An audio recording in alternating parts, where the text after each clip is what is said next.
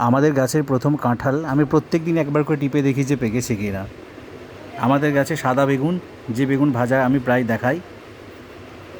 এবার আমাদের গাছে জামও প্রথম ধরেছে।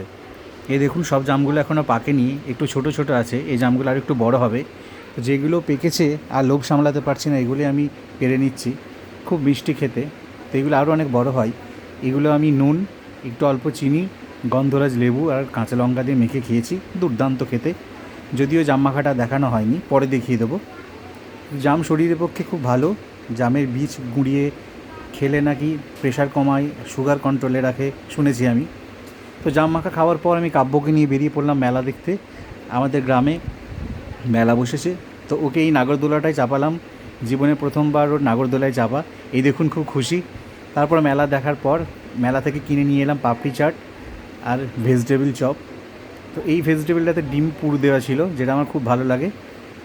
তো সন্ধ্যেটা খুব ভালোই কাটলো মেলা দেখে আসার পর। এই সমস্ত ফাস্ট ফুড দিয়ে একদম সন্ধ্যেটা জমিয়ে এনজয় করলাম।